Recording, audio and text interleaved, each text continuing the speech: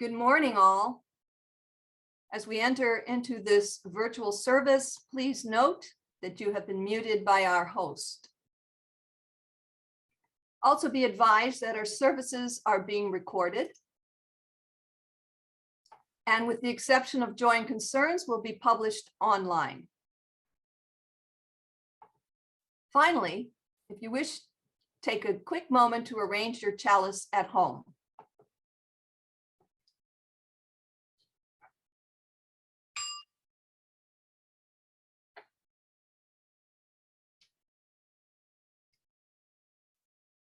Opening words. Let us hold a quiet moment together as our chalice is lit. As the wild wind bites, so does the still flame warm us. As the deep snows block our doors, so does the gentle flame bring us out. As the crackling cold air stops our breath, so does the radiant flame draw from us the words we need to give and to receive. Words of greeting, words of comfort, words of solace, words to challenge our minds, and words to bring us to action. Let us gaze upon this, our common flame, so that we remember who we are and what we can do when we are together. As I light this chalice, I invite you to light your own chalice and place it where it can be seen by all of us, if you are able.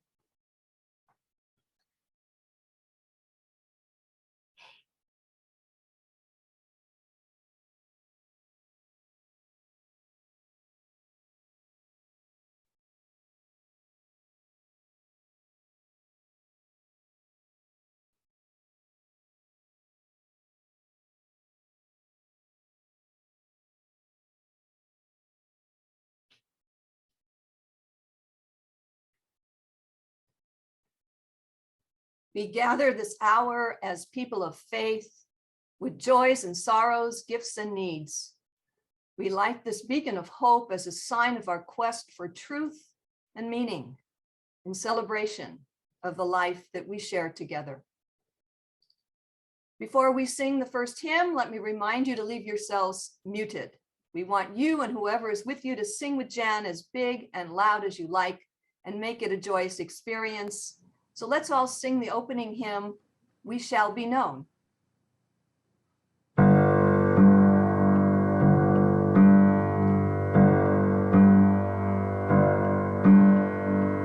We shall be known by the company we keep, by the ones who circle round to tend these fires.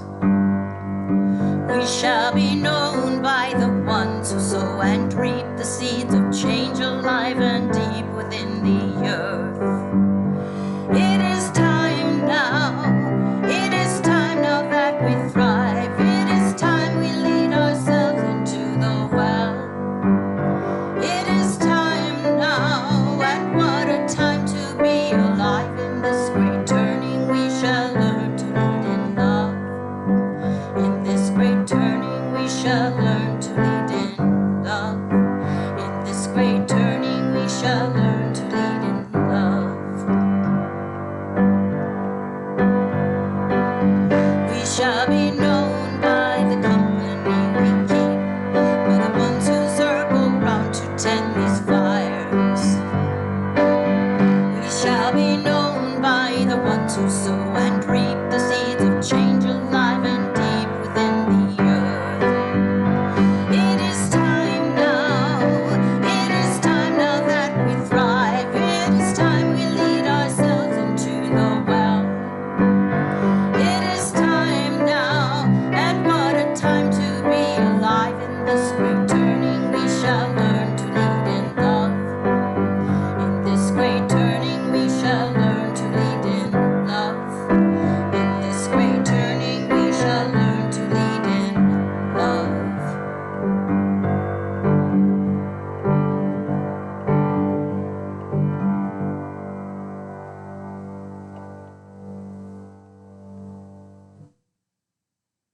Welcome to the Unitarian Universalist community of Cambria.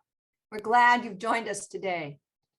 As a Unitarian Universalist community, we celebrate religious diversity and welcome all who journey in search of faith and spirituality. The UUCC is a lay-led congregation inviting speakers from different religions, traditions, and spiritual or scientific backgrounds to speak at our pulpit. We encourage presentations covering a variety of topics and areas of interest to our community that connect us with the 7 principles. Today's service centers around the 3rd principle. We affirm and promote acceptance of one another and encouragement to spiritual growth in our congregations. Spiritual growth isn't about a vertical ascent to heaven, but about growth in every dimension at once. It's spirituality in 3D. Growth is spirit. Growth in spirit doesn't measure one's proximity to a God above, but rather the spaciousness of one's own soul, its volume, its capacity, its size. We need souls that can take in the world in all its complexities and diversity, yet still maintain our integrity. And we need souls that can love and be in relationship with all of this complexity. Instead of fight or flight, we need a spiritual posture of embrace. My name is Diane DeMarco, and I am your worship associate this morning. My question is, are you able to see me since I can't see myself? Yes, good. I would like to extend a special welcome to all of you. We're glad you have joined us this morning. If you are not on our mailing list, please visit our website at www.uuccambria.org so that we can keep informed about all of our activities. And please check out what's happening, a weekly e-blast sent to all of our members and friends. This is a great way to keep up with the latest news in our community. A reminder, if you wish this or any of our past Zoom services again, recordings of these services can be found on the UUCC website and Facebook as well. The membership committee invites non-members to consider joining our community. Please contact me or a person on the board if you know anyone who is interested. Thank you. So again, good morning and welcome to everyone. The affirmation is both a recognition of the nature of our community as well as a promise we make and aspire to. Let us now recite our affirmation. Love is the spirit of this church, and service is its prayer. This is our great covenant, to dwell together in peace, to seek the truth and freedom, and to help one another. We set aside this time for any short announcements that would be of interest to our UU community members and friends. Please keep items short and to the point, and for any items that need more explanation, please call or email the person after the service to be respectful of everyone's time. If you have an announcement, please raise your Zoom hand, and when I call your name, please unmute yourself and then speak. Let's see, I think Randy said he had an announcement, but I don't see a hand there. I can't give you a Zoom hand because I'm running the slides. Gotcha, okay. So I use my virtual hand. Oh, yeah. Tomorrow, all seriousness aside, tomorrow at 5 o'clock on Zoom, the worship committee is having a meeting. So all of you, all the members of the worship committee, please be on Zoom at 5 tomorrow afternoon. And those of you who wish to join us, please do so as well. In fact, a special invite to Diane to so we can carry on our business and get started for 2022, which I hope will be an exciting year. As good as this last one. Okay, that's it. Thank you, Randy. Do we have any other announcements? Okay. It looks like that's announcement finished for the day. Okay, next week, Reverend Paul Lance will present Endings and Beginnings, the Experience of Time. Sharing together some of our personal and significant joys and concerns brings us closer as a faith community. We invite you to share the milestones that are deeply felt as a part of your personal life. But please be mindful and considerate of all who come to worship with us this morning. This is a time of community building. The collective flames of those candles embody all the joys and sorrows which may have gone unspoken today, but are deeply felt in this community. Community means strength by Starhawk. We are all longing to go home to some place we've never been, a place half remembered and half envisioned, we can only catch glimpses of from time to time. Community. Somewhere there are people to whom we can speak with passion without having the words catch in our throats.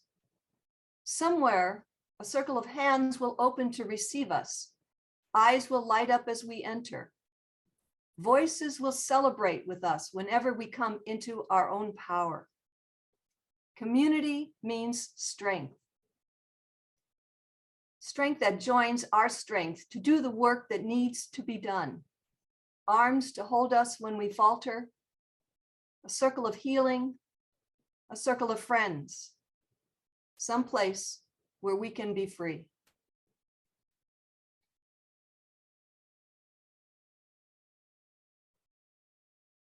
If each of us can realize that there is a unity in all life, then peace will definitely come to our planet. Every soul will feel a closeness and love for every other soul. We will now have our meditation. Humanity is witnessing a growing hunger for peace and human unity. Our survival depends upon us recognizing that we are all one family. Our love expands from our family to our neighbors, to our community, to our country, and then to all humanity. Meditation has the power to bring us close together at the level of the soul and help us comprehend the universal oneness of all creation. Take a moment and be with the power of silence and unity together. Let us enter the stillness.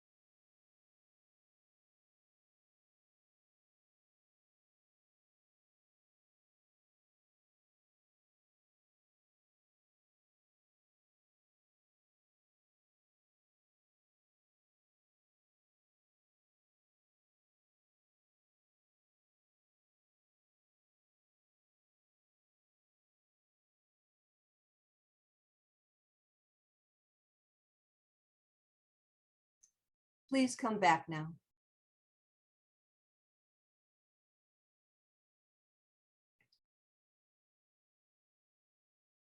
I Want to Be with People by Dana E. Worsnop. Often people say they love coming to a place with so many like-minded people. I know just what they are getting at, and I know that they aren't getting it quite right. I don't want to be with a bunch of people who think just like me.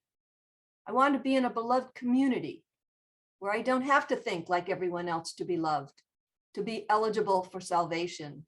I want to be with people who value compassion, justice, love, and truth. Though they have different thoughts and opinions about all sorts of things, I want to be with independent-minded people of good heart.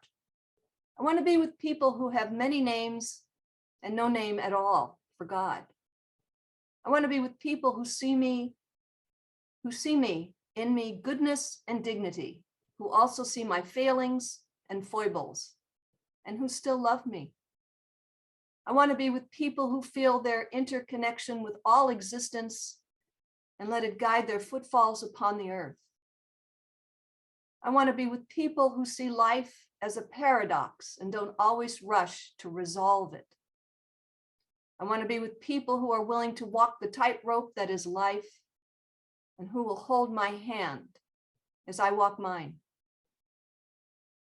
I want to be with people who let church call them into a different way of being in the world. I want to be with people who support, encourage, and even challenge each other to higher and more ethical living. I want to be with people who inspire one another to follow the call of the Spirit. I want to be with people who covenant to be honest, engaged, and kind, who strive to keep their promises and hold me to the promises that I make. I want to be with people who give of themselves, who share their hearts and minds and gifts. I want to be with people who know that human community is often warm and generous, sometimes challenging, and almost always a grand adventure. In short, I want to be with people like you.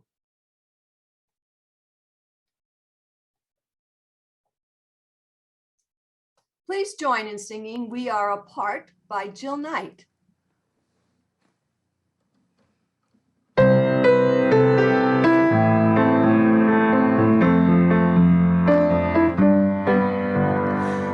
are all a part of this beautiful web of existence. We're the goal of peace, justice, and liberty. We affirm the worth and dignity of every person with compassion and equality. We encourage and accept one another in our spiritual growth here on earth, with freedom in our search for truth and meaning. We are all a part. We are all a part of this beautiful web of existence. We are all a part of this beautiful web of existence, with a goal of peace, justice, and liberty. We affirm the worth and dignity of every person with compassion and equality. We encourage and accept one another in our spiritual growth here on earth, with freedom in our search for truth and meaning. We are all a part. We are all a part of this beautiful web of existence.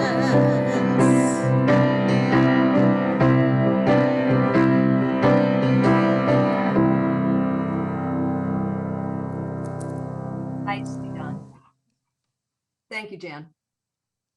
Today's circle is titled "The Day After," with a secondary title, "A Circle of Voices." Photography and pictures, at their best, are a powerful language that speaks to our emotions. They allow us to tell our story and show others our framing of the world around us. Sometimes it lets you see things that you may never have noticed otherwise, and ultimately it preserves new and old memories. Photography affords immortality. It documents our journey through life and can be a wonderful stress reliever as you look toward nature and capture its sheer beauty. It can inspire you to become creative. It's an extension of your experience. Photographs and pictures play an important role in each of our lives. They connect us to our past. They remind us of people, places, feelings, and stories. They have the power to move us and can grab our attention. They can speak directly to our emotions. They capture beginnings, endings, and all in between. They give us inspiration. Photographs are a tangible link to the past, to a lost childhood or forgotten significant event. I've always found photos to be quite telling in terms of people and their relationships. Today, we get to have a glimpse of you through your perspective of the picture you are sharing. And this is a precious gift you give to all of us. We get to know you better. We get to understand you a bit more and possibly get a different glimpse of you through the story you tell us about your picture. We ask that you also remain present for everyone else's sharing too. We're practicing good listening skills. Please don't cut off your camera when you are listening and keep your microphone on mute until it's your turn.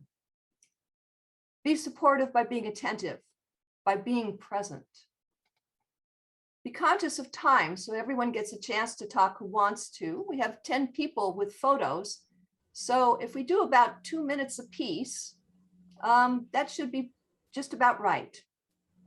And then if we have time, we may also have some comments afterwards. So we'll go around the circle until time runs out. And when finished, and if time allows, I will ask you if you would like to add something. If we have another circle go around. If not, we'll just come back to our usual script. But now it's time to take a few minutes to tell us about the picture that you have brought to share today. Who would like to begin? Dolores, would you unmute yourself, please? Thank you for beginning, Dolores. So this is a gathering on Thanksgiving this year. And this is a gathering of people that I love and respect. I consider them my family, yet I am not related by blood to any one of them. Yet my familial relationship comes from the kindness that we give each other and with each encounter. The makeup of the family changes over time. Add some, subtract some, changes occur. It's a living system. My family has always been the people I love. For me, family is a choice, not an obligation. I take joy in their joy and they take joy in mine. My wish for you today is that you may have a family of your choosing too. So remember, choose well. Thank you. Thank you, Dolores. Okay, who would like to go next? Kathy does. Okay, Kathy. Kathy. Oh, okay. Thank you for letting me go second. I just did, I'd rather not be last. It gets too nervous. Anyway, this is my dad, and it's a time when I didn't know my dad. I believe he's about 30 or 35. He was older when I was born, 44 or 45. And I have a tendency, and I think many of us have a tendency to focus on our moms, whether good or bad. Anyway, I just found this picture here in Cambria, and I just wanted to share it. He was very, very sweet. They were a lovely and loving couple. Oh, I miss him. Oh, he died when I was 29, and he was a farmer from Iowa, one of a good Catholic family with 9 children. 5 of the boys had to drop out of high school, I think when they were maybe freshmen, and to work on the farm, and most of them bolted from home then by about 16 or 17, which is what my dad did. Moved from Iowa and ended up in Oregon, in Portland, and that's where he met my mom. And anyway, Lovely topic, Diane. Thanks. Thank you, Kathy. Okay, Judy Butler, would you please unmute yourself and share? Um, Oh, well, there we go. While we're on parents, this is my favorite picture of my mother, Anna Bancroft, while she was in college. She was an artist, she was a musician. Her plan was to become a music education teacher. However, my father interrupted all that. She decided to get married, and at that time in the 30s, married women could not teach in the schools, so she never continued her college education. Um, and I think it always bothered her that she never finished. She her favorite statement was, when you educate a man, you educate a man. When you educate a woman, you educate a family. And I think in her case, that was so true. She was so deep into literature, Latin. She was the math whiz in the family. Um, and some of it trickled down. I like to think I got a little, and who knows what she could have done if she'd been able to go on and finish. But I love this picture because she looks so free and happy standing on a rock in the Merrimack River. Um, and I just love it. I have it in a frame in my bedroom. And thanks for letting me share. Thank you, Judy. Susan Landau, would you please unmute yourself? I am unmuted. I need to apologize. I could not get a picture in my house without a glare. It just couldn't happen. This is a embroidery, and it's a large. You can't really tell the size from that, but it's a pretty good size picture. And when my father started aging, he started getting arthritis in his hands. And so he decided to take up embroidery, and he was a lefty. I tried to teach him to knit and crochet, and that I just couldn't do it because he was backwards. But he taught himself to do embroidery and needlepoint and something called bargello. And what he did in that process, it was really hard to choose which one of his things to take a picture of. But he left his family this amazing legacy of these beautiful things that he created. When he passed, there were enough of these pictures in mom and dad's house that my sister and I were each able to take one, and each of our two girls was each able to take one. He left as many pillows that were our bargello. I have a bell pull that he did that he entered in the county fair and won a first prize. My father was he was like the perfect dad. He was uh, the most loving man in the world. And I know my parents had as many friends as they had because they all loved my father. I've never met anybody who did not like that man. He was pretty amazing. So this is part of his legacy, and it's hanging in my place along with a couple other pieces he did. And it just means the world to me. Thank you for letting me share. Thank you, Susan. Wow, these are wonderful. Sue and Mike, would you please lower your hand and unmute?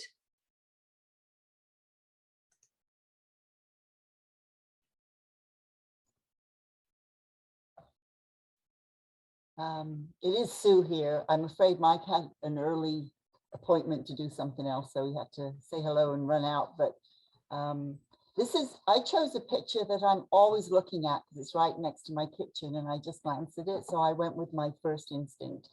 And this is my family at our son's Cameron's wedding that occurred 3 years ago.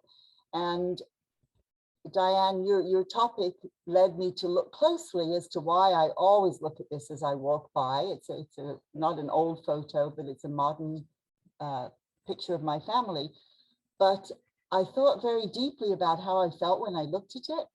And I realized that every time I go by, I smile and I'm happy, you know.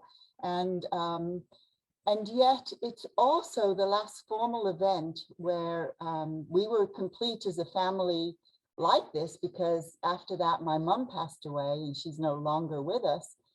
But I realized that it doesn't make me sad. It really makes me happy, because I realize how families expand and how families shrink. And they're continuously changing and evolving. And I really think that my connection with understanding nature helps me accept that, because things are born, things age, they die. And so I'm still happy when I look at this picture, although certainly we miss our mom. Thank you. Thank you, Sue. All right, I don't see any hands at the moment, but I know there are a few people who still want to go. So I'll just go ahead and step into this spot. Randy, you can put my picture up next. This is a picture of my son, my daughter-in-law, and their 2 children, Langley and Trammell. This I took a couple of weeks ago when I was at my sister's home, and I decided to use this picture because I'm so impressed with those 2 and their ability to be maneuvering the waters of something they've never done before, which is raising children, raising Black children. So I found that they're doing a tremendously courageous job. I relate to the vulnerability they must be experiencing with everything going on in the world. I mean, having new babies is enough to be vulnerable about, but with so much more going on about racism, it can get pretty scary. My daughter-in-law has chosen to make the adoptions open, and Langley, that's the one on the right, he's almost 2.5. They're both very large for their ages, but yeah, Langley looks a lot older. But anyway, Langley recently met his birth mother and his 3 older sister siblings. And Carrie and Michael actually have a poster in both children's rooms, and it's called the Adoptee Manifesto by Angela Tucker, and it says, quote, "We can love more than one set of parents, relationships without birth parents, foster parents, and our adoptive parents are not mutually exclusive. We have the right to own our original birth certificate. Curiosity about our roots is innate. We need access to our family medical history. The pre-verbal memories we have with our first family are real. Poster culture shock exists. It's okay in a mixture of gratitude and loss. We are not alone. We have each other." And then my daughter-in-law has also put up a picture of their birth mother that also hangs on the wall next to this. And the message there, which I think is one of the best messages I can ever imagine my own adult children giving to their children, is that there's enough love to go around for everyone. So I'm learning from my kids all about loving and being open, and Hopefully, we will continue to grow and learn as they get older. And I completely appreciate my time that I get to spend with them now. Thank you. Thank you for sharing that with me. Okay, Joel. Do you, unmute yourself, please. This is not my family. Joel, I can't understand you. Yeah, I had trouble with audio. If I speak up really loud, is that better? Yeah, yeah. Okay. I'm not exactly sure where the microphone is on this setup. But I'm saying this is not my family. This is a picture I took, a photo I took when I lived in Boston. Right after my first job after university was in Boston. And I used to like to take photos, candid photos of people that were not aware that I was taking a photo. I could do that. I had a telephoto lens. So I could do that from them some distance away. So this was taken, I believe, in Boston, Chinatown, probably during the Chinese New Year festival. And I'm putting it up because there's been a lot of discussion and back and forth about race. And this picture celebrates race. It shows that people can be proud of their race, of their culture. They can share it. They were sharing it with the Boston community that day. And I think that there's just too much negativity associated with race, and I think negativity comes from unhappiness, and positivity comes from happiness. And this was a very happy day that occurred in Boston, Chinatown this day way back when, and I wanted to share the positivity of our celebration of race and culture. And that's why I put it up. Thank you, Joel. I can't Mary Ann find, would like to share a picture, even though Randy does not have the picture. Mary Ann's going to hold it up for us to see. So Mary Ann, can you unmute? Yeah, this picture has a big significance for me. This is Ames's daughter, Shenandoah, and her husband, Stephen, and sitting between them is Hannah on her 15th birthday party, and younger daughter, Thea. When Ames and I met and married, Shenandoah and I did not, we did not blend. She had father issues. I wasn't accepted. We had a lot of difficulty, very, very sincere difficulty that we even talked about. And I'm mentioning this because there was a point about 6 or 7 years ago when Ames got very sick, and Shenandoah flew down, and she and I opened our hearts to each other. And we fell in love, and starting off the way we started for probably 10 years and seeing that turn around into being involved and having just visited for her birthday this wonderful family up in Portland makes me realize the power that we have to change our hearts. And in so doing, other hearts change as well. And I am most grateful for that opportunity to share with you. So if there's anybody that you've got a little thing with like this, trust me, it can turn around. So I'm so grateful for that. Thank you so much, Mary Ann. I'm so glad you joined us. Is there anyone else who would like to join us? I can't find my hand. Okay, there it is. I see it now. There we go. A few years ago, I went to a vocal jazz camp in Santa Cruz, and one of the requirements was to prepare 3 solos, which they gave us. One of mine was Besame Mucho, which translates as Kiss Me Much. And it's not one of my favorite songs, so I decided to interpret it.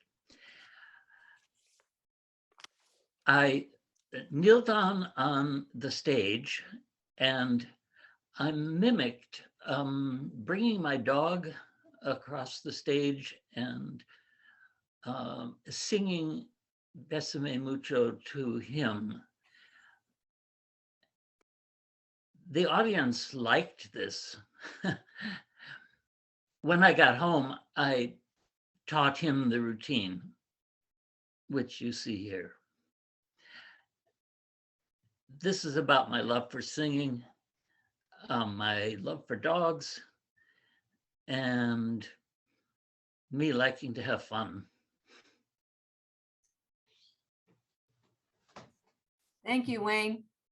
Thank you all for sharing. Jan, we have a new hand up.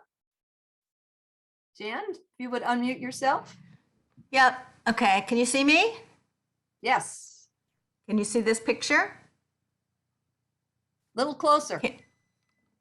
There we go. Okay. Little higher, okay, Higher. there you go. All right.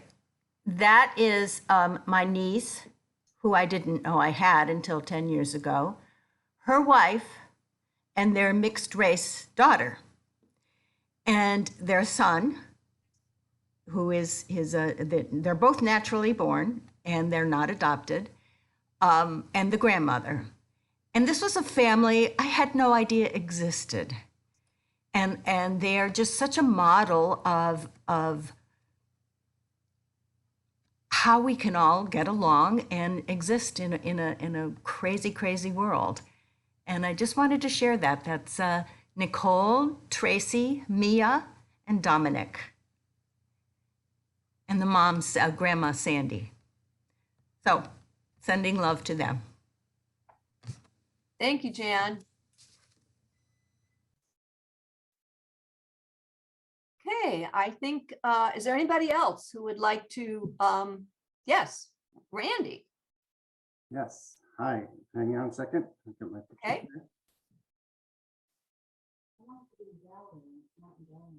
here. Okay. I find this photograph being, every time I see it, I just feel that feeling of gravitas and profundity. There's many layers to this photograph. First of all, it was taken by a U.S. Air Force colonel who at the time was my brother. And what this picture represents is that I, as a kid, never really liked to go away from home. I was a homebody, and Mary and I tend to like to be at home. And so for us, traveling is a real challenge, especially when we're not with Janet and Joel or the Nathansons, because they do so much and we just tag along, we have a great time. But when we travel on our own, it's quite challenging. And this is an example of that. And the second thing that's profound is that we're sitting on camels, and that's not something people get to do all the time. And I find riding camels so much more comfortable because they're skinnier than horses. But the most intriguing thing about this is that we're sitting on camels in the middle of Petra. That's in Jordan, in the country of Jordan. And Petra is a bucket list place to go. It's pretty much like the Disneyland of the Middle East. And we were there, sitting there on September 26th, 2001. That's 15 days after 9/11. And most people would not even get on a plane to go from LA to San Francisco. And we got on a plane and went to Jordan. My brother at the time was an air attaché. Now this picture is not about the travelogue aspect of it, but just the sense of world community. If you notice the thousands of people that are not there, this is ahead of tourist season. And we had the whole place to ourselves. It was just incredible. Not that was a good incredible, because usually a place like this would be teeming with people like at Disneyland, but here we were it. But we were amongst these structures and so forth, made out of buildings carved out of the nearby rock and hillsides. This is also the same place where the famous Treasury building is that you saw in the movie. What was that movie? The Raiders of the Lost Ark. Okay, so in fact, we rode our camels from the marketplace here to that structure. But I was sitting there at that moment thinking, I took a mental snapshot saying, this is a significant moment that we were here in the Middle East at this time that the whole world had the Middle East in its, I should say, the intense glare of its world spotlight was on the Middle East, and then we went to it.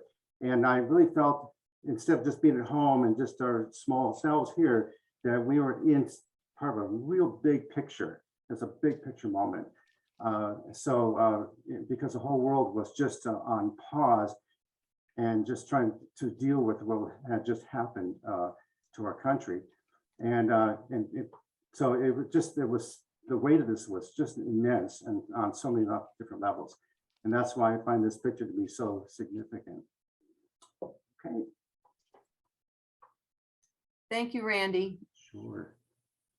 Okay, I think we've gone and seen all the pictures that were given for today. I have to tell you that my heart feels very full from all the personal sharing that went on.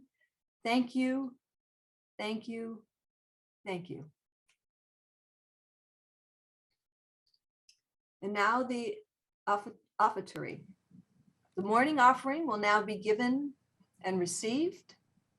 Please keep in mind that our congregation is entirely self-governed by the democratic process, and one of the privileges of our free church tradition is to provide all of the financial support for our many ministries from among ourselves. Generosity, therefore, is one of the spiritual values we recognize as central to our personal and our institutional well-being. You are invited to participate in the blessing of giving. Please use one of the methods shown on the screen. Thank you.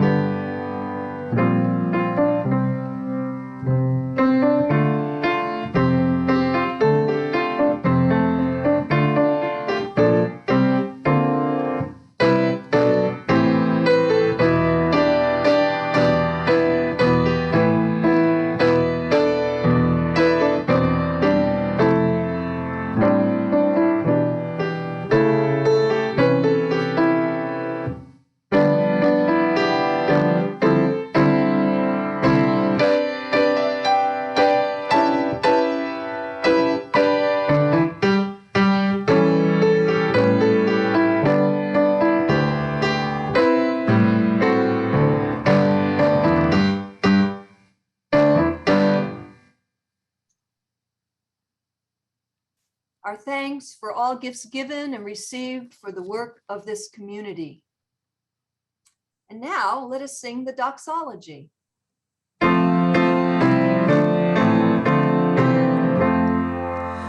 From all that dwell below the skies, let faith and hope with love arise. Let beauty, truth, and good be sung through every land by every tongue.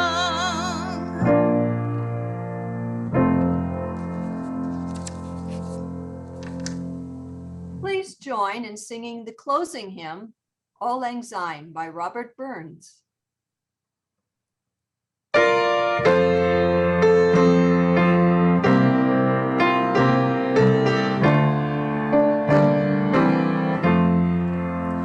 Should old acquaintance be forgot and never brought to mind?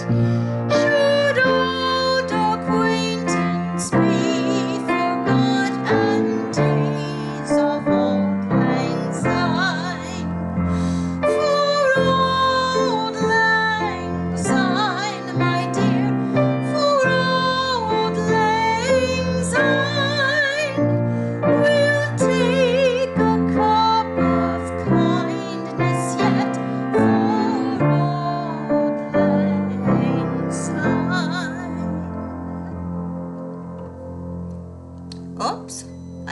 these lyrics, but I'll play while you guys can sing. And surely by your pint cup, and surely I'll by mine, we'll take a cup of kindness yet for old lang syne, for old lang syne, my dear, for old lang syne. We'll take a cup of kindness yet for old lang syne. That's it. Thank you, Jan. Yeah, I can't do three. Let us now recite the valediction. The flame of this chalice will no longer burn today, but the light of the flame within our hearts continue to shine brightly, illuminating the love felt in our community. Please extinguish your chalice now at home.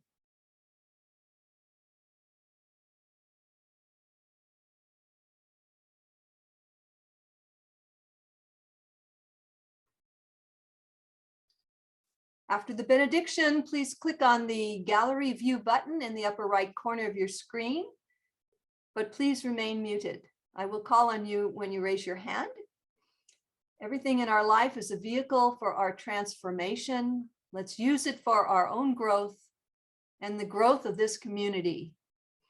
And so I sing a song we used to sing together called Go Now in Peace. If you know it, sing it with us. Go now in peace, go now in peace. May the spirit of love surround you everywhere, everywhere you may go. Thank you.